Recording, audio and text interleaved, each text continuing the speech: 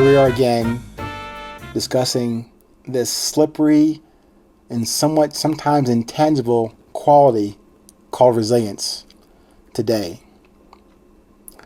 Like leadership, I chose to take this on or be inspired to talk about resilience every day.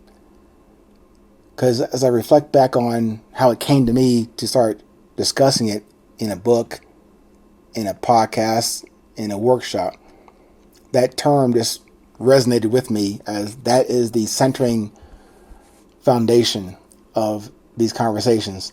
Not about my successes or failures over the past 6 decades or so, but what I observe and want to communicate as what is common to each and every one of us.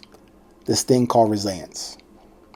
But even though that's important to me, and that's really the centering mass of my conversations, I want today to talk about this other thing called doubt. Doubt. And further to qualify that, doubt as the enemy. And not just the enemy out there, not them, not him. The enemy within, and always within you and I. I'm going to say also, I think this thing, doubt, might be the parent of vanity, fear, and ego. Because remember, in the main construct of resilience, simple definition is courage over vanity. But today, I'm going to introduce this topic, doubt, as maybe the parent of vanity, fear, and ego. Let's go with that association and relation in this direction that we are on, this journey into resilience. So, remember, courage consists of confidence and humility. And I'm proposing that over vanity. Vanity composed of fear and ego. But I just talked about the other term. Let's say I'm going to restructure that definition for resilience as courage over doubt. I may have to update that resilience coin to reflect that. No longer courage over vanity, now courage over doubt. And doubt is the other side of your resilience coin. Or maybe this. Maybe I'll change it to certainty versus doubt. Yeah, I like that update better.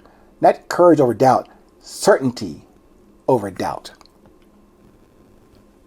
I probably should get those coins minted and start handing them out also. But anyway, let's go with that. I'm going to say this also. My internal alignment, your internal alignment defeats doubt.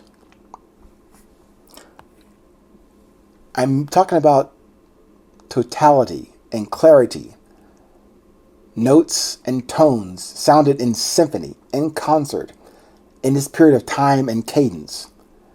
It's almost like that signal to noise thing. You want to clean up your signal.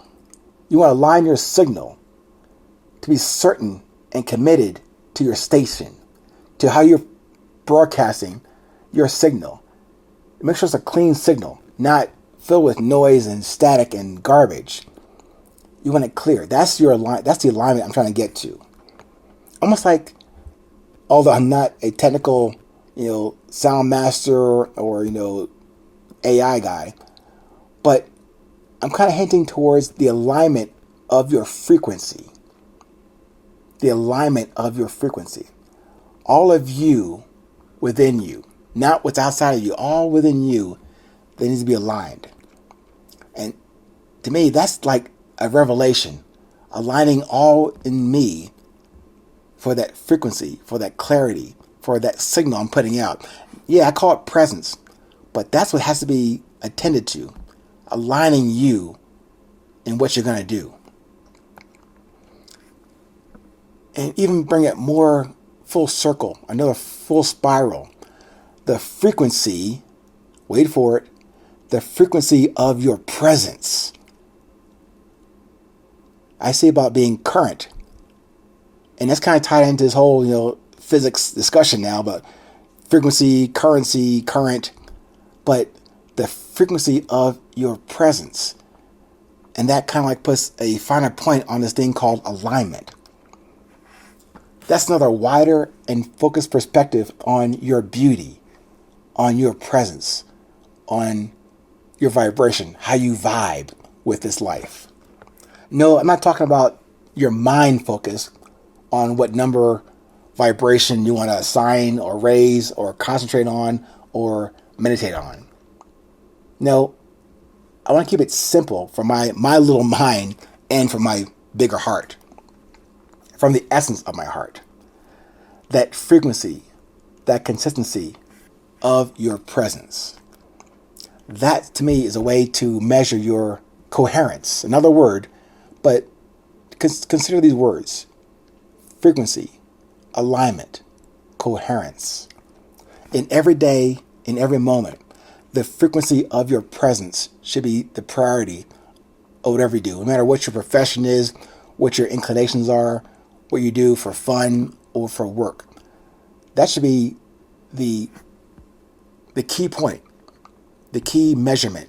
And each time you're able to reflect or center yourself, the frequency of your presence, the beauty of your presence, which is the subtext of the book, Resilience. The beauty of your presence, the frequency of your presence. This is the resilience of you I'm trying to emphasize, not just me telling you, it's me telling myself again to remember this. If you go back to even, the first 25 episodes, I think in that first 25 was one called the Echo of One. And also, I think the first 100 episodes, some called the PQ assessment, the presence quotient assessment. Again, that's all about trying to give you a way to measure, guide, or understand my perspective on the, not singularity, but the simplicity of your alignment as one person before you try to be something to someone else. Now, maybe in the PQ assessment, if you get a chance to look that up, PQ is the present quotient. And really 9 simple questions to help you align yourself in that one, that answer being the one. Now, maybe you cannot achieve an exact one throughout the day, throughout these up and down, ebbs and flows moments during the day. Maybe it's just sometimes a fraction or percentage of you as the one that you are. But as I say back in the day, no matter what happens, you will remain perpendicular on your square. Stand up straight, stand up tall, stand into the storm, or even on a sunny day. Not quite at a 90-degree angle to the ground. Sometimes you have a lean back or forward or some other angle about being upright. But the importance of the frequency presence quotient. Maybe at the end of the day, you compile your various measurements, what you assess for your presence, and you take an aggregate, average nearness to the one that you are. I'll work on that. I have more to do and discuss about this frequency presence thing. But until then, until the next now, I'm asking you to stay present, stay current, and stay focused on the frequency of your presence, on the currency of your presence, and how aligned you are from your beauty to your drive, to your discipline, to your desire. Take care. Hopefully talk to you again soon. This is 8:20. No matter where you are, that's what time it is. It's always 8:20.